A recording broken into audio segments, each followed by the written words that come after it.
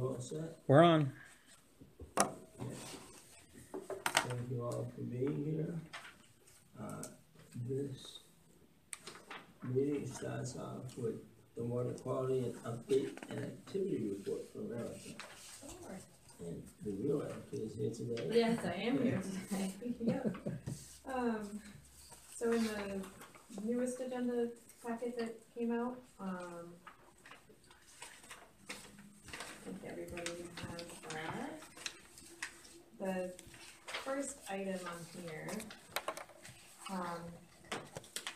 Rex Rhodes lives off of Lakeshore Drive, and he actually has a piece of property that goes right up to the Lakeshore. He has frontage, and his parcel is actually under a conservation easement through the commission. So there's a couple maps on here. So his property is this kind of small squarish piece, and then there's commission land that comes up all around it.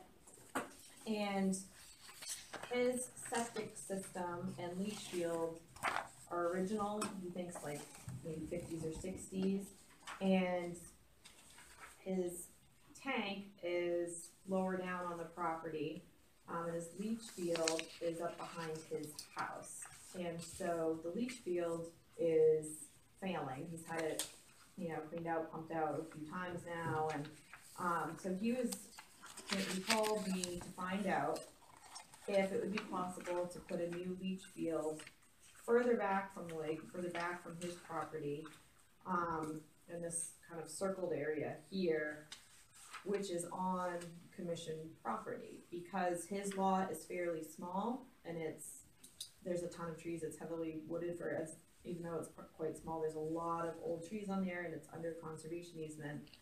So his question was, would he be able to purchase a smaller piece, which is commission owned, to put in his new, better functioning leach field? So I said I would bring that up for consideration. I have an opinion on that. Yeah, please, yeah. One of the few times I have an opinion.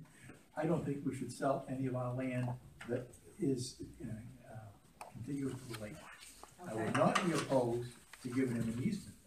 And that had come up, we talked internally with Kevin and Sid, and that was something that had come up too. So rather than selling a piece of commission-owned property, having an easement in place for that type of use.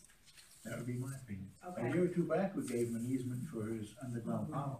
Right. Yes, So- yep, and he showed me where that was, and so where this proposed leach field is not too far from that area where the underground power is. I just think we fight so hard to get the land, keep the land, that to power, for all right reasons. We're letting him move his septic system, we're protecting the lake, but I don't think we should part any of our land that's contiguous to the lake. Okay. That's my opinion. Anybody else? Yeah. I agree with Steve on the easement. Is there a new site, is that an approved site, has that been? Well, he wanted to see if it could even be a possibility first, and then he's got a professional engineer that's gonna come out to the site, and So it hasn't been evaluated as far as? not yet. Okay. The reason I bring that up again is when we gave the easement, the underground, it's all bedrock. Mm-hmm.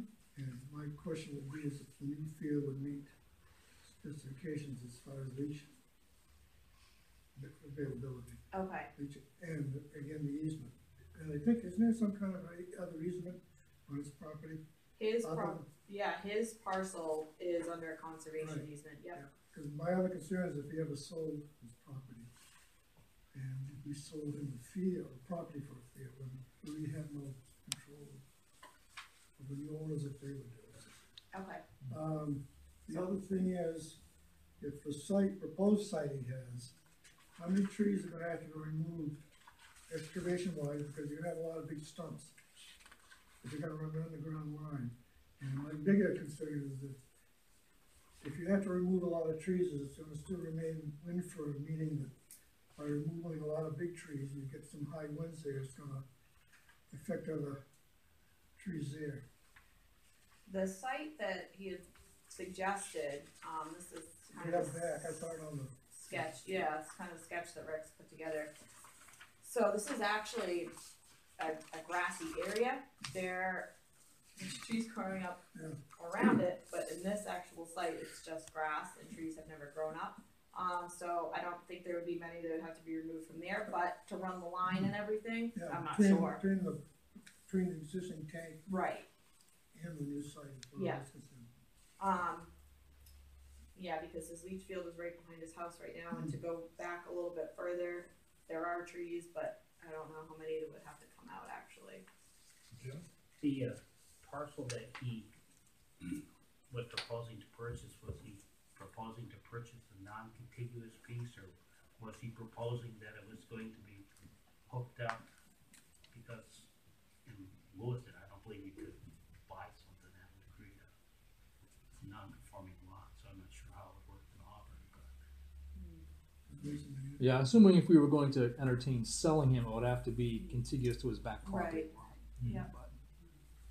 And if it's an easement, it would have to have he'd have to have access to the leach field Right. and, maintaining The force main, yeah. This is a very steep site. I mean, you get to his garage and go, I mean, it's quite abrupt. It is. And, anybody else have comments? The only other thing is there anything else you can do with his land for us? It is under conservation easement. I don't know what more could be done than that. How would you determine the purchase price for an easement or a sale? Well, that's a good question. I wanted to find out if it would even be possible to sell him a piece or do the easement, so I would talk to Sid and Kevin about that pricing. I personally would add to Steve and Dick the notion that, we're going to consider selling him an easement because of the specific situation that exists there, namely, there's a failing septic system, and that we're not habituated to selling anything, easements or otherwise. Okay. So, on that basis, There are a couple of other properties along Lakeshore Drive that might eventually encounter the same situation, and I think we'd be setting a precedent by selling the land in lieu of giving them easements. is that enough clarity? Yes, and so I can go back and talk to Rex about the possibility of an easement, and he, as I mentioned, he has an engineer who is on board to come out and do a site inspection. So I think that would be the next step, and see, is that even a feasible location? So other than receiving the sentiment of the group, there's no vote to be taken here, is there? I think we should wait till. Not until it gets more down the road with the information. Okay. So having to move forward with the septic design. Yep. Is the value of the easement the difference in highest and best use? Pre-easement, post-easement, doesn't have the value would be potentially constructed, and where it's in conservation, that highest and best use change might not be substantially. Or it could be gigantic, it could be zero. Could be so. Yeah. You have any feel for that, Joe? Your assessment If it's, history? he can't comply with, state plumbing standards, I would say that he has a severe problem. Do you think that, like granting that easement, I don't know what we, as the commission, could assume for damages from him for granting an easement? Well, I don't think it'd be right to reach him out. If he could actually do it, but, it depends on where the board would wanna go with the, Again, it's a precedent setting thing. I wouldn't tend to give it to him for anything. But I don't know what that value would be. Or we ask him what he's willing to pay. What's that? Or we ask him what he's willing to pay. Open the dialogue that Yeah. way. Okay. And you can do it actually on an annual basis if you wanted to. Never ends. Never ends. With each flush. micromanaging, yeah. I can have that conversation with him. The other thing to think about is whether you want some sort of sunset clause or transfer of ownership, whether we want first refusal in this easement and it doesn't perpetuate to the next owner. On the whole of the property, or just on? If you look at once properties, if you look at properties around the watershed, this one is close proximity, steep soils. I mean, if you're looking at properties, this would be one that I think should be considered in the future. Which We is have like- life estates for other properties, which are important in the watershed, so. Are you Something to think suggesting about. first refusal on the current parcel plus the easement area? I think it should be considered, yeah. You know, next owner may wanna do something different in this property or not. Probably a question to you folks is, what will eventually happen to the old field? You're just gonna let it disintegrate, or is the soils in the leach field gonna be removed? Cause that's right next to the lake. Right, it's a good point. What would we do if we bought the property? Depends on the age and the Yeah. type of the septic system. If If we it's, bought the property, what kind of, environmental removal would we do, or would we just let it? Either case, getting a field further away from the lake is primary, but my concern is from the details on the sketch drawing, that existing field that is failing is very, very close to the shoreline. Did he say what condition it was in now? Is it failing, or did he just kind of a precautionary thing? No, so it needed to be serviced twice already. So he said his septic tank and the pump station, which are down slope and nearest the lake, those are functioning fine. It's just He's not looking to replace the septic Nope. tank or the pump station. just the leach field, which is failing. Has he had issues with the septic tank or the pump station overflowing? We should check that out, because if his leach field's failing, that usually means it backed right up, and probably the pump station was overflowing.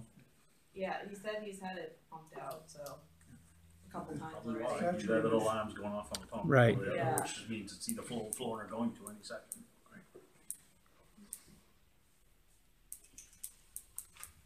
But it'll be a good part of the conversation moving ahead. Yeah, So as I read it, the Well, yeah, I consensus, I'm concerned what responsibility he would take if the existing field is failing, if everything works out. so we would like to know before, well, the consensus of the group, if I understand it correctly, is for us to engage in discussions with Mr. Rhodes for the possible purchase of an easement to relocate his leach field, provided that it's been done in conformity. And it's not a precedent-setting issue, and is being done simply because it's in the best interest of the lake. And we should inquire as to what he thinks the fair value of the easement would be. And what he proposes to do about the old leach field. Does that sound? I would almost guess if this drawing's anywhere near any kind of scale, the current leach field is probably trenches, not a field.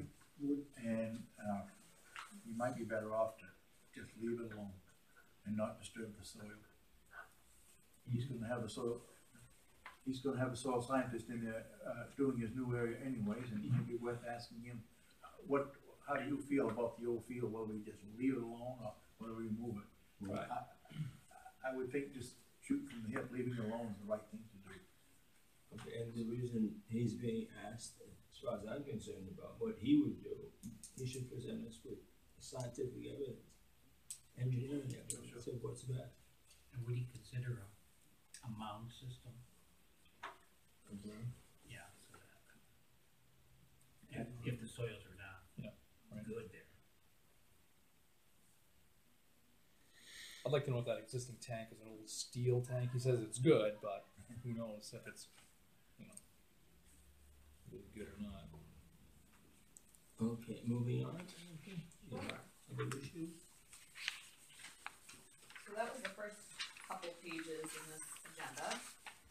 Next piece is a forestry update. So all logging operations were done as of the end of March. We got like the mud season and everything warmed up, and they don't run their heavy equipment this time of year, and all the roads are posted anyways. So, the first parcel here, this was kind of kitty cornered with Skilling's Corner Road and Johnson Road. So that was done towards the end of February, and it was about 40 acres. And these photos are from basically the entryway to that site off of Johnson Road and looking in towards the landing. And that area got pretty muddy, pretty saturated, so we had Auburn Water District come in and put some mulch down. And it looks a lot better now.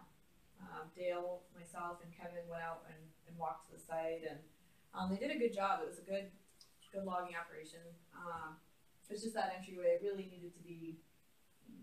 needed some erosion control mixer, pay down. So those photos are from that entryway. If you drive by on Johnson Road, you can see those huge logs that are blocking off that entryway, so nobody can be driving in there right now. Now, Erica, some of us received the communication from Dan Dodo regarding one of these sites. Yes, and so he had sent out some communication. It was about this site.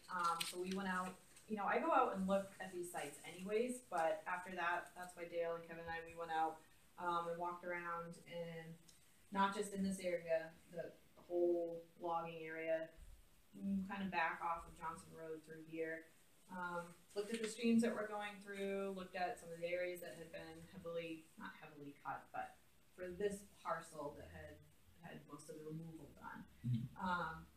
And from the photographs that he had sent, we weren't exactly sure where they were taken, so it was kind of hard to say, okay, we have this photo, and yes, we checked this exact site. I think there was one photo that we were able to locate.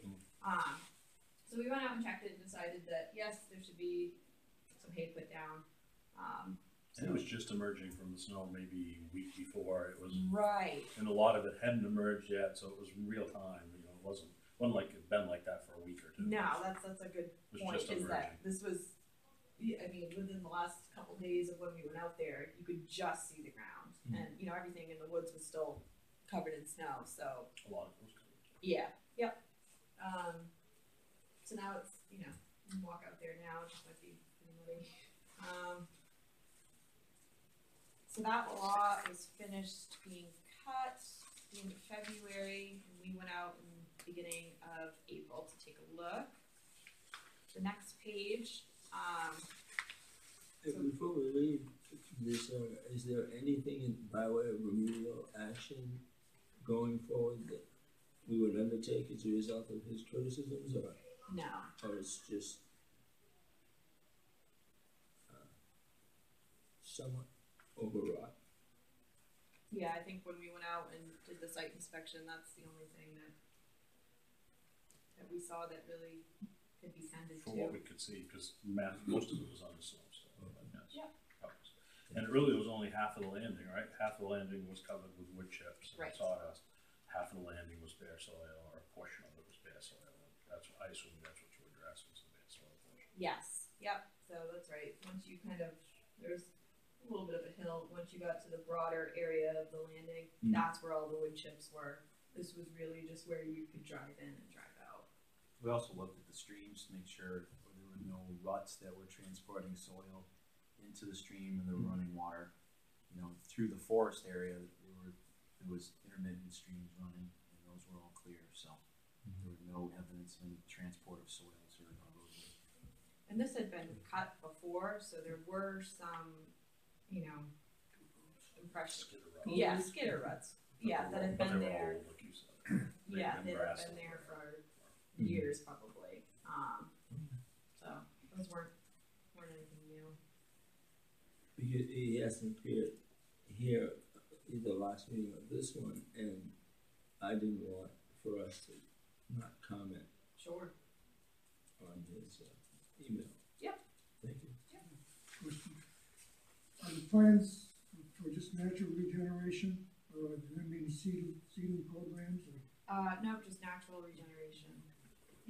Now, I live up that way, but I see a lot of hardwood standing, so are there gonna be some conifer growth, or? Yeah, so that was the idea, is to leave some of the mature conifers in there, you know, white pines and hemlocks in there.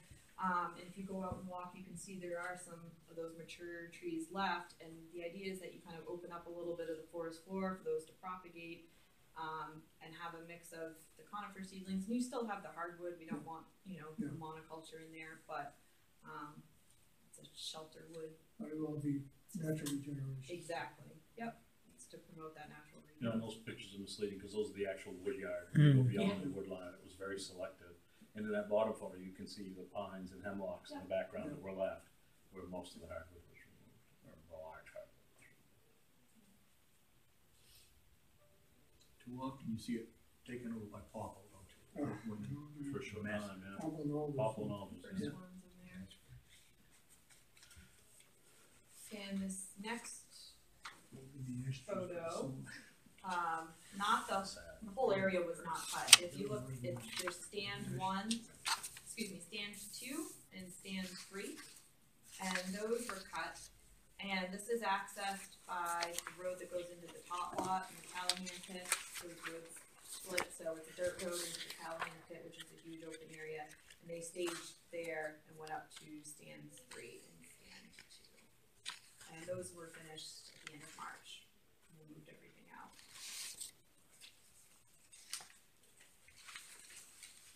That's it for forestry, unless there's any other questions on that. Dan had written to the city as well, to thrust some specifics from us, and we wrote back and to Eric and look at it things. I guess, I think in that communication back after talking with Kevin and Erica, right now, I just wanna confirm, we don't have any plans at this very moment to do further forestry. Correct. We should have a vigorous conversation about that before, when that comes time again. And talking with our forester, typically when this would come back up again would be like late August, drier season, so, yeah, we'll definitely be talking before then. The next item I have on here is the education and outreach portion, so usually Lauren and I can't attend her meetings, but she's here with us today.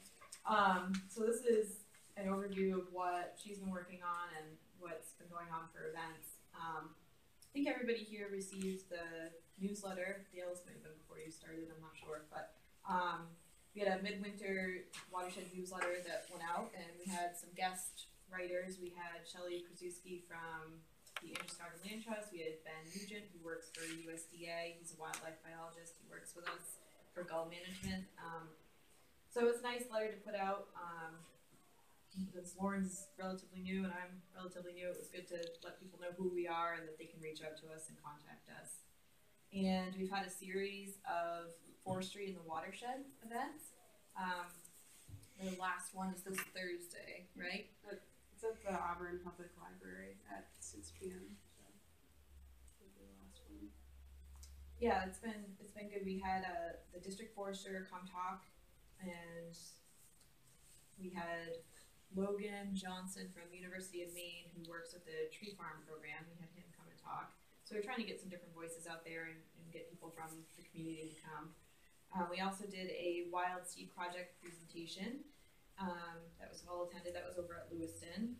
And we did a spring tree ID last week, and it was just a handful of us, but it was good. We walked on from the Lake Auburn Community Center down to Spring Road, and it was actually a nice spring day out there, so it was good this time of year to get out and just walk around, check out everything, and do some tree ID. And we've got a couple other events coming up, and Lauren's going to be working with Lewiston High School they want a watershed a water cycle discussion, for one of their lessons for their seniors. And then also they have a job fair. It's a job fair, right? Is that what they're, yes. Career day. Career day. Yeah. So Lauren's gonna go and talk about what we do and different careers you can get into in this field. And we're in the process of filling out the summer schedule for education and outreach events. And the alum application, which you probably have heard about, that's something that we are looking at doing in mid to late June this year. So we submitted the permit application to DEP for that process and have worked with IF&W, lakes, the lake biologists who also work for DEP, our consultants. We have had everybody at the table to talk about that and to figure out the best approach for it. So that's full steam ahead. And we have a conservation easement that is being finalized on the Pope property, which is Summer Street.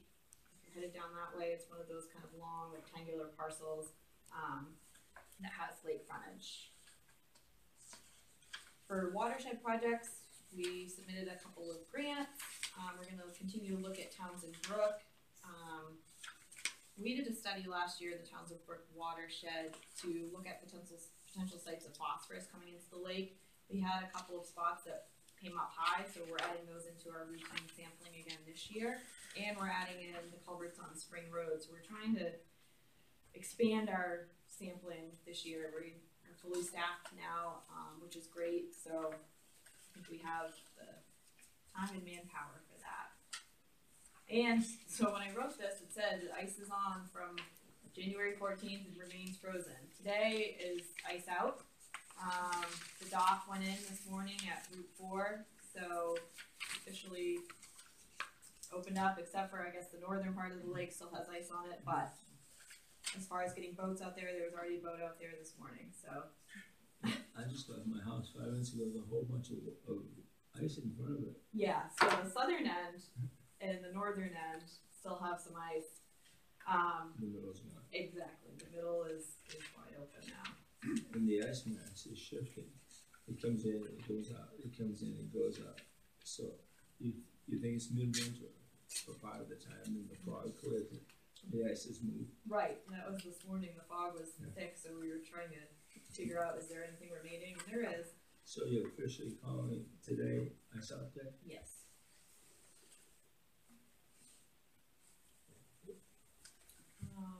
And we continue to work with Bates College, and we actually worked with Trinity College this year for some lake sampling, and we'll continue our work with Bates College. They own the monitoring buoy called Margaret, so that will probably go out next couple weeks. And we'll continue to do our weekly in-lake and bi-weekly tributary sampling. Good question. What about police patrol this year?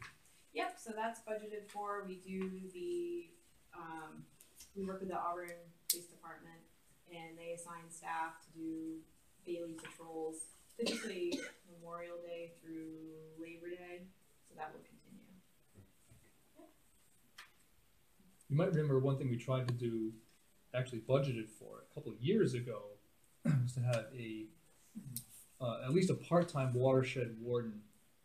And we've been working with the Auburn Police Department to try to work that through, but it's just taking a lot more time and a lot more effort. We're not ready for it yet. Police department's not ready for it yet. They've got there's some union issues involved in getting that position established. We've met with them probably 3 or 4 times. We haven't given up on it yet, but it might take some time to get that established. So yeah, in the meantime, we're gonna at least continue with the patrols. Any further questions for Erica? Thank you, Erica. Open session to the public. Good, thanks. I'm Mary Sylvester. Couple things. One is that at the presentation that Holly Ewing did at Great Falls Forum, a number of people came together and decided they all wanted to learn more about watershed protection for Lake Auburn so they could become both more well-informed and stronger advocates. And a few of them, I will note, for those of you who know how much a group of so far all determined women can accomplish, the group is meeting for the first time this afternoon. They may be in touch with you, Erica, that someone from the group had asked for your contact information. I'll be going. Sid's prepared some materials just so people can understand structure and the current bylaws. And their goal is to both become very well informed so they can become even stronger advocates in behalf of the protection of the watershed in the future. And so, I'll just say, so nobody here has to. Many of you will know the groups of determined people, but particularly, in my view, determined women can get a great deal done. So watch out. And I will be attending your meetings, having been last week elected as the successor to Casey as president of the Auburn Water District. Look forward to learning more from you. And we look forward to working with you. And does this group have a name at this point? No, we don't. We've envisioned some, but we're really just so far a group of women who will be reaching out to other people. It's just a small group, and we'll catalyze in ways that will keep you informed. It's not a private matter, but it's a beginning to say that more people, well, Holly Ewing's presentation really inspired. I think some of you were able to be there. That a lot of people realized that they did not understand, even people who consider themselves quite well informed, and are following things. Several of them, but not all of them, are retired Bates faculty members. Some live in Auburn, some live in Lewiston, but realized that it was easy to not pay too much attention until all of a sudden there's a lot more to be learned, and that it was clearly more complex than a lot of people were aware of. So rather than, I imagine you've all seen Holly's presentation, but if you haven't, it's really inviting people into a world of science knowledge about the lake and complexities of this lake, and also understanding what goes on in other lakes, so that it's important to recognize that we're not alone in looking at these issues, and that we're at a delicate moment. So this was a group who said it's time to learn more about this, and they're very oriented towards being up on both the latest science as well as how the lake works as a large watershed issue. So you're in the process of being organized and weaponized. We think I think we thought this afternoon was a steering committee first, and we liked the idea that it was Earth Day as a beginning, although it turns out that was just because it was the first day. Everybody was really free to get together. Thank you for that, and I think this is an appropriate day as it turns out, as you will probably discover before the end of this meeting. So thank you for coming. Okay. We'll learn more about it.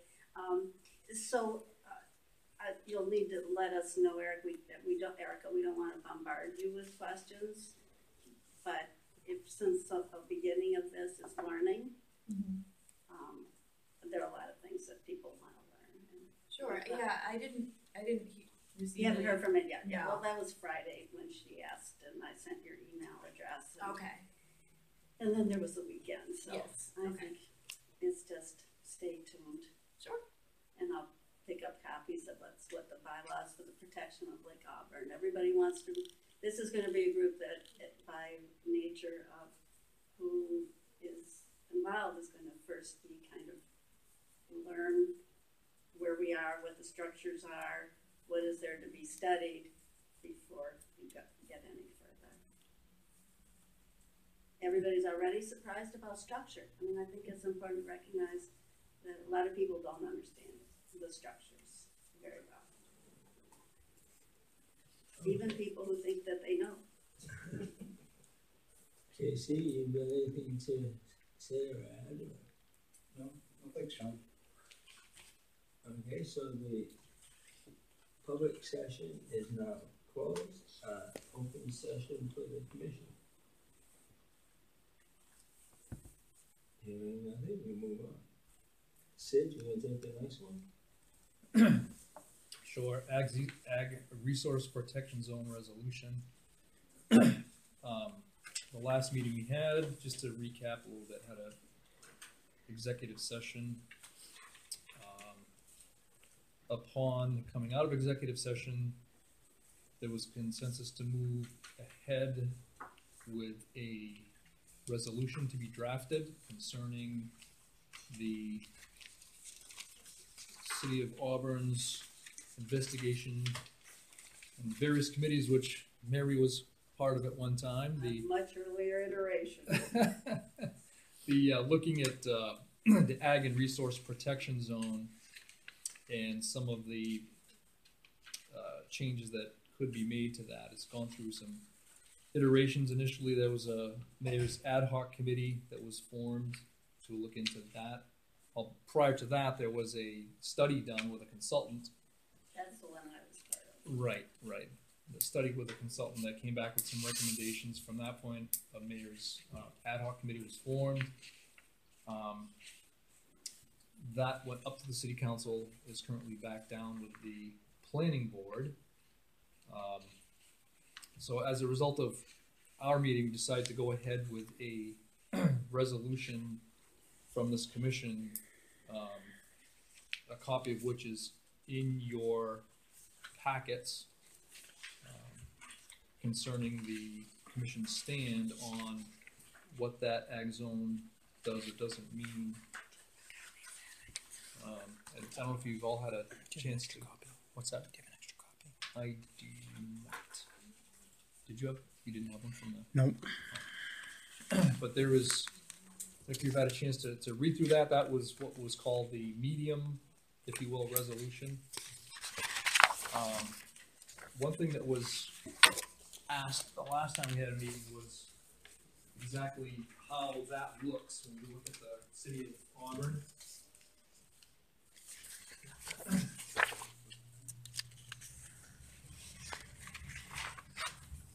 This is a map of the entire boundary of the city of Auburn. This is shaded, these shaded zones all throughout the city is what is currently considered to be the ag zone. That encompasses a little over 20,000 total acres. The section of that ag zone that lies within the physical boundaries of the Auburn watershed. This line here represents the watershed boundary. And it's been off up into the north against some other towns, as you know. But the total acreage within the watershed is a little over 5,400 acres. So this resolution before you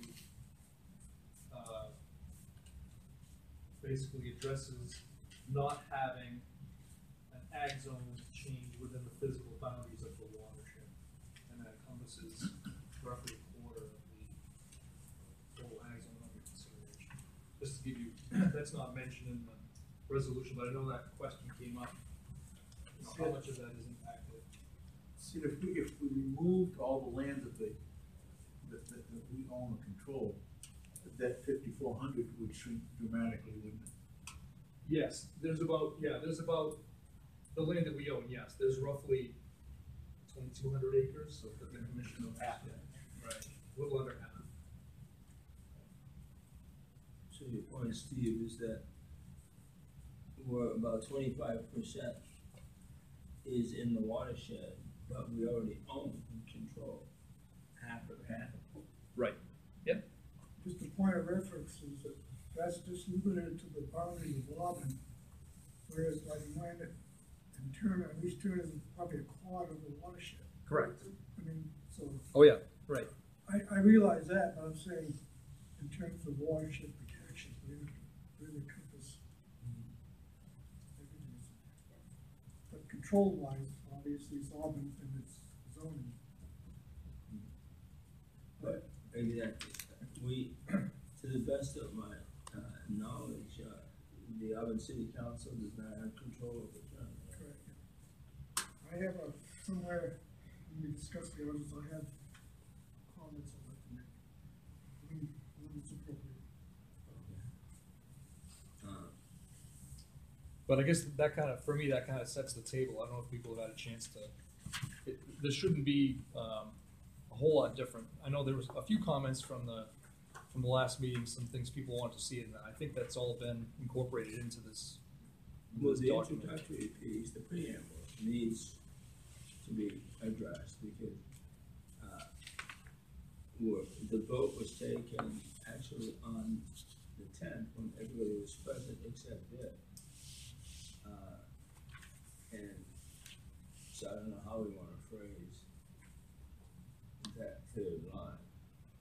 It currently reads, on the 22nd, we adopted this resolution. Right. Which, by a vote of such and such, called, then we reference the 10th, April 10th meeting. Right. So we have to. I went through this and I noticed that right off the bat. I do have I don't know if there are going to be other additions or subtractions from it, but I do have a clean copy that references Commission's regular scheduled meeting on April 10th instead of the 22nd. At which time it was unanimously approved by those present. We were in executive session, so no motion or vote was taken. It was a sense of direction more so, I'd say. So the vote would have to be taken on the resolution today. Right. You came. That's how this current one is worded. That the vote would be today, presumably today. Okay. And So I think that accurately reflects that. And so it'd be appropriate to do. A few of those are given this. I've read, the resolve and everything, like, probably reiterated what I said in the past. My concern is that there's more mention of water quality protection and watershed protection. But there's no real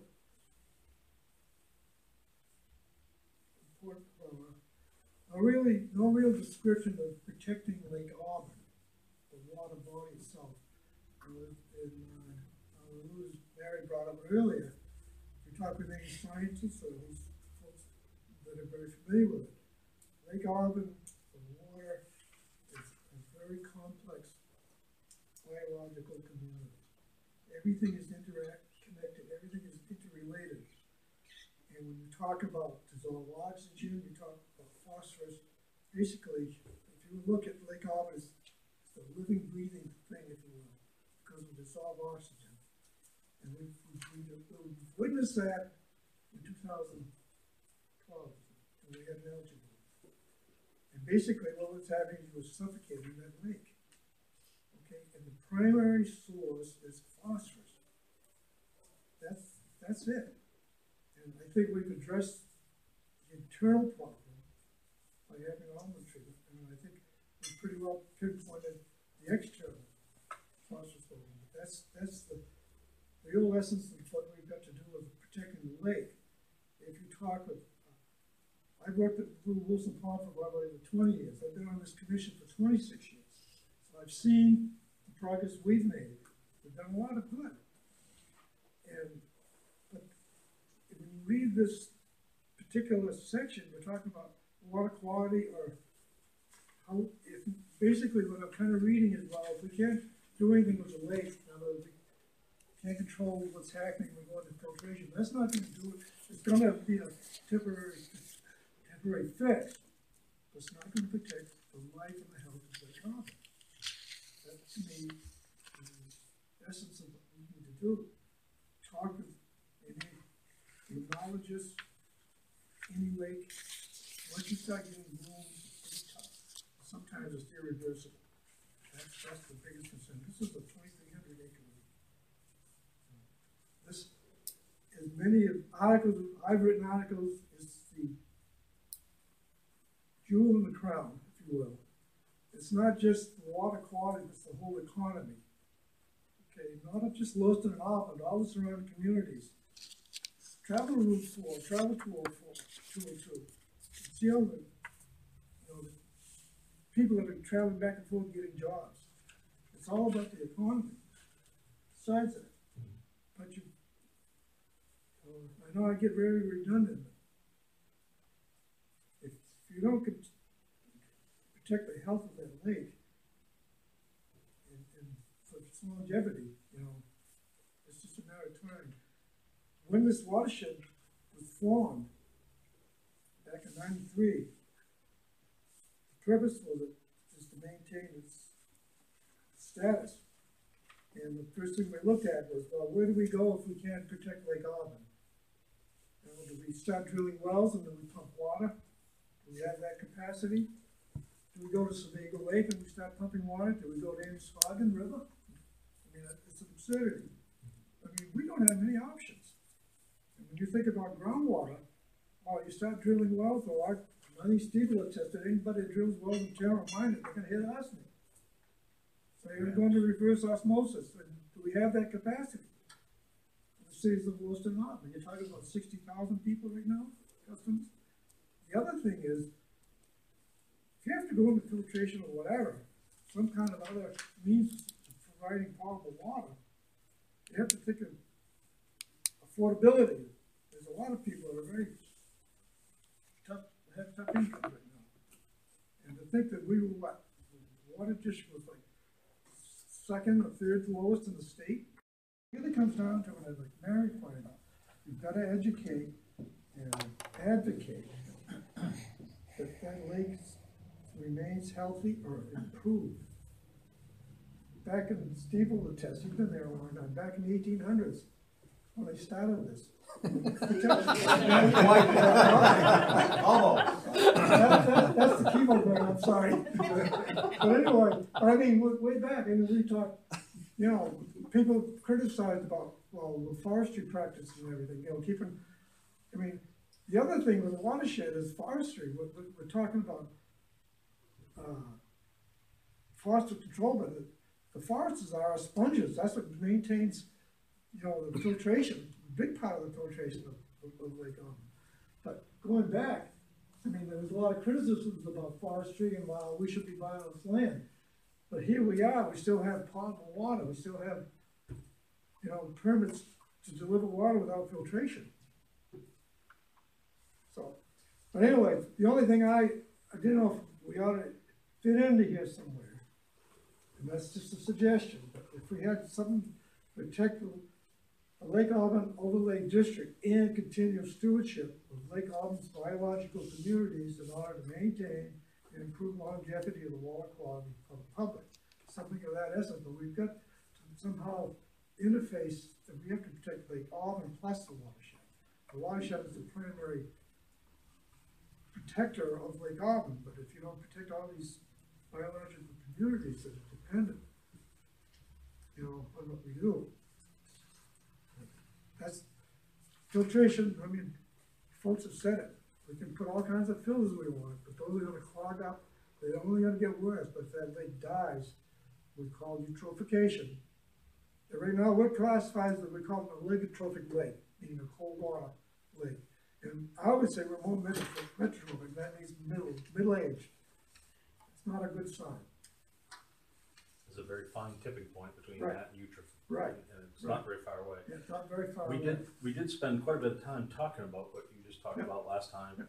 A couple things we did, which probably didn't go far enough, but we moved, the first whereas was down a little further, and it just talks about the overall environmental health of the lake, and we moved that to the top. We did talk, we removed talking a little bit about phosphorus and got a little more into general pollutants in the watershed, because it isn't just about phosphorus. There are many other things with development. So I guess I would support, I personally support adding something like that. We headed that way, we probably didn't get as far as you were thinking. The other thing,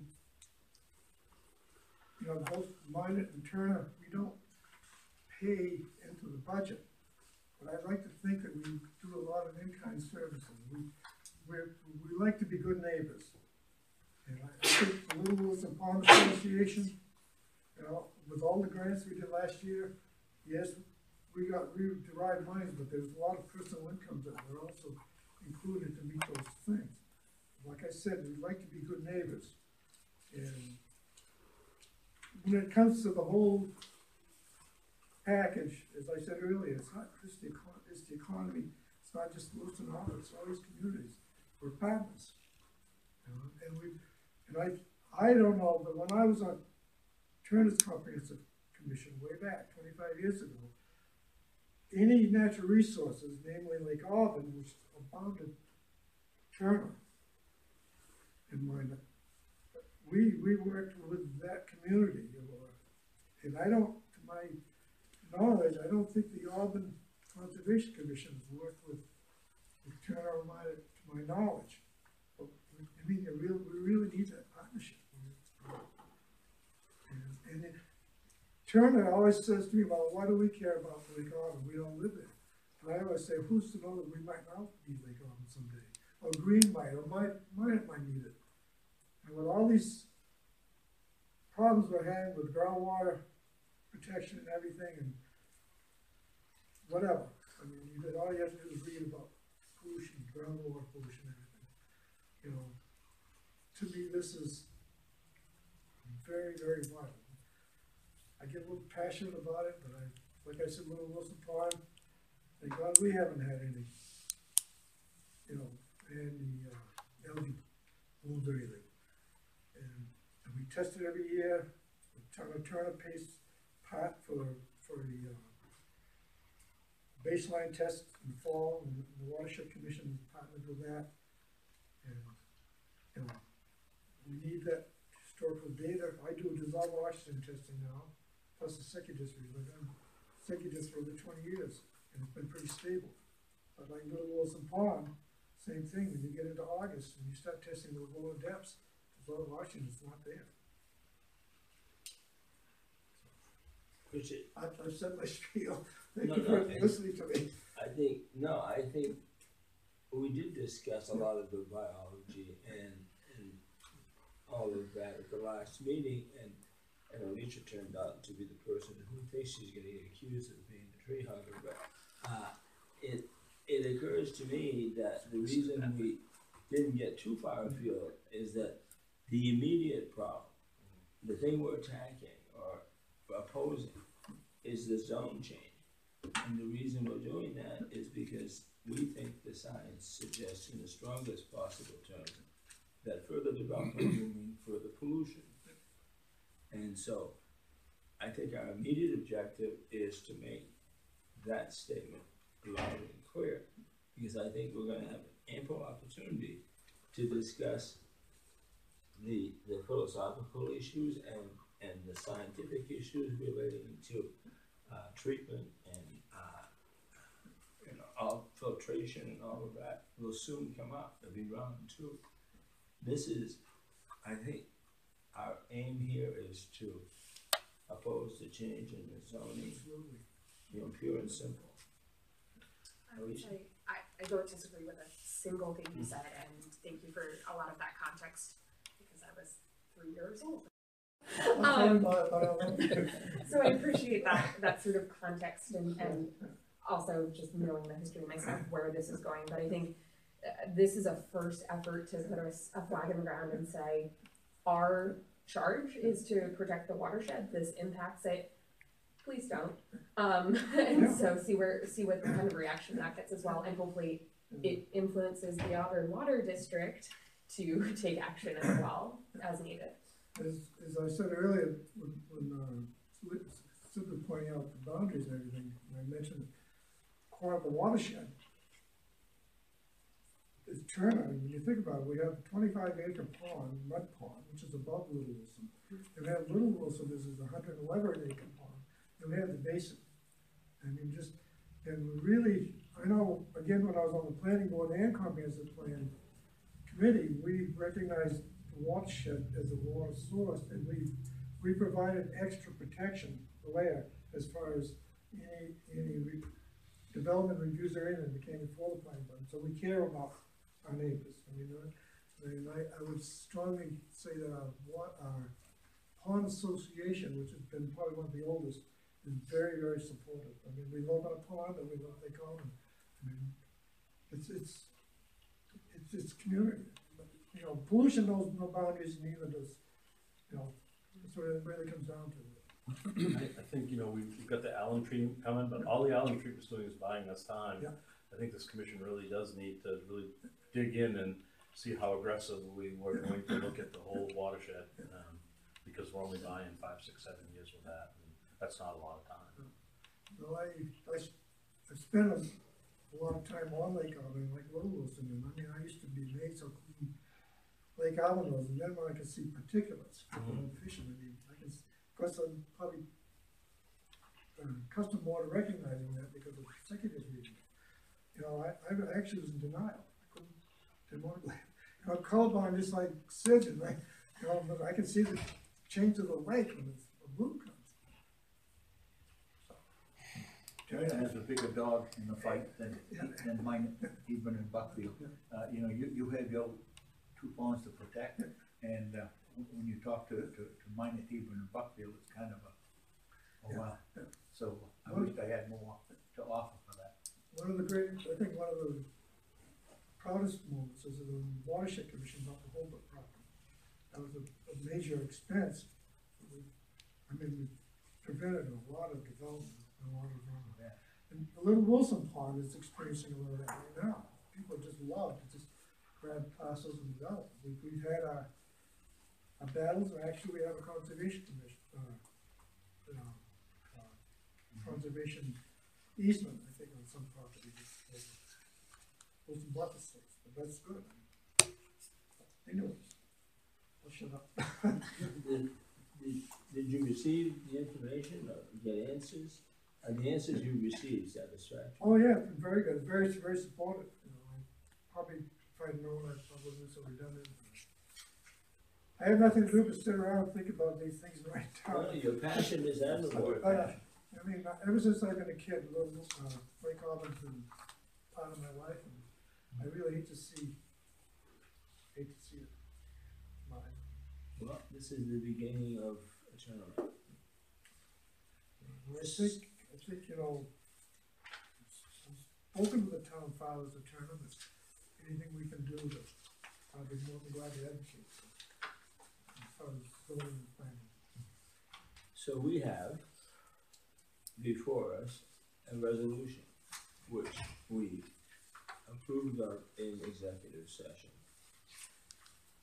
The last meeting, we discussed and subsequently approved, at least in principle, and then council has gone through it and repaired the things that needed to be repaired, and it sits before us this morning, and it has just one thing to be filled in.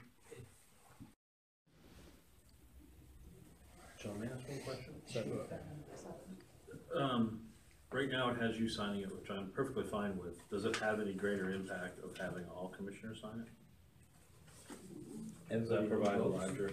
This morning, yeah. Would that provide if the signatures were all commissioners, would that provide more weight or more emphasis, not weight, but emphasis? Mm-hmm. Yeah, that'd be great. Can we accomplish that physically? Is there someone here who can? I wondered that too, but the first paragraph also says we vote of. So even though our name's not there, it's Yeah. Either way, I just think deserves as much emphasis as we can give it, however that is. I appreciate your point. I just, Logistically, today's the day, how do we get this Unless done? you have the document. I don't have it electronically right here. And you didn't send this, But one, then I would have it. It would be a PDF.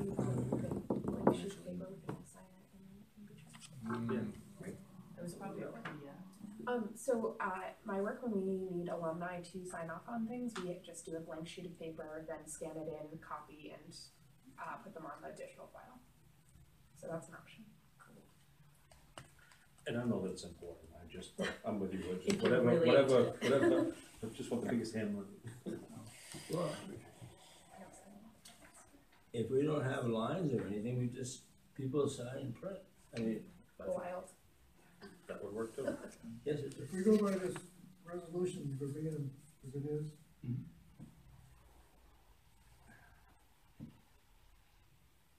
what I talked earlier about including the lake somewhere in there, is that something we can fall back on? My big concern is that someone's gonna say, well, we're just talking about water purity. But it's not, I realize the purity is from the lake, but protecting the lake is a water body, is my concern. I don't want, I'm afraid of something coming back and biting us. You know, if they try to push other regions. Would your revised language cover that? Well, that's The what one- I was wondering, yeah. I think Some, this, some degree, but I'm open to, make sure we're reading the same thing, I think the second paragraph, the second line might on the resolution, that already exists there.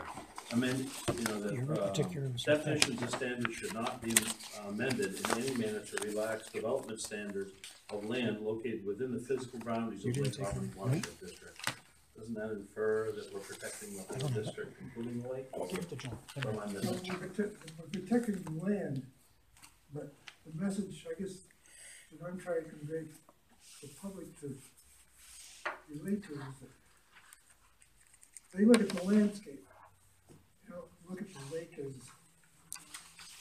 you know, biological community, for better use the word. What we could do is I gave John my clean original. He's probably got it in his hand. My clean original version with the new date in it. I guess if we could get signatures, just signatures on the last page, and I could incorporate your phrase into an earlier page of the document. I could take that back. Only if everybody's comfortable with it. I would like to throw a wrench in that. I would rather council look at that before. I want to make sure that's part of our purview as the watershed. I think as Yep. humans, No, we're all I think we concerned should about do this, that. but It should be a consensus, I yeah. agree with that. I mean, most of it is equal partner, and, but I think I'm trying to convey what if my you thought could, is. I think the addition of language is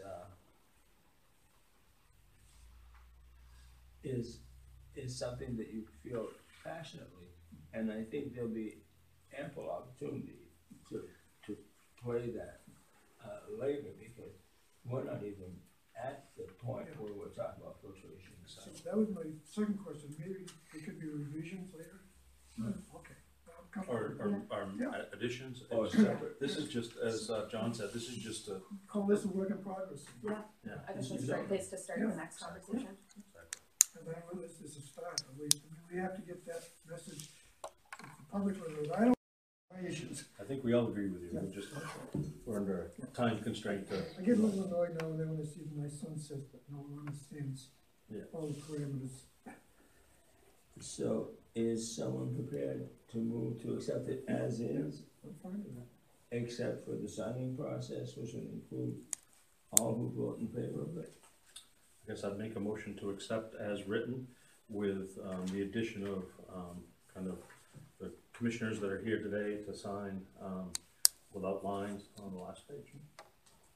Second. Is there a second? Any further discussion? Just one thing, I think it's unfortunate that Tiz and Bethel couldn't be here today because you're the only representative from Auburn itself. I would have preferred to have the unanimous by everybody on the commission, which I think if they were here, it would be unanimous. So they were definitely. But there's no way to do it telephonically. I mean, our bylaws don't address that.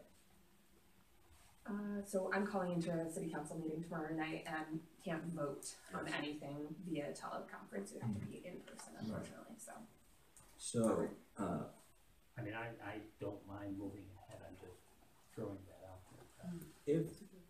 And it is a good point, but if we got a hold of them right now and asked them if they wanted us to proceed or not, there's no doubt in my mind that they would say yes. I think the thing you could ask them to do would be non-binding, we should probably could confirm this or not. We're not brained any rules. If they wanted to write, to their fellow commissioners saying that, they certainly support and would have voted, has no bearing, but it's just a letter of support that we could then attach to the back from local committee. Yeah. If they wanted to send it to us, doesn't have any bearing, but it just would be a great adds their sentiment, support. Yeah, send Okay, it. so perhaps we could add that, assuming this gets passed, you could poll both ladies and seek from them an email that suggested, had I been here, I would have voted for it. We can just attach it anytime we send it anywhere. Their signature. And you have all Because it is the- unfortunate, we were in executive session, because all of that would have been on the record if they, But once we vote it, it becomes an action of the commission and they can comment on it. yeah, and I think we can attach it as we send it up. Right. Any further discussion? Is the press release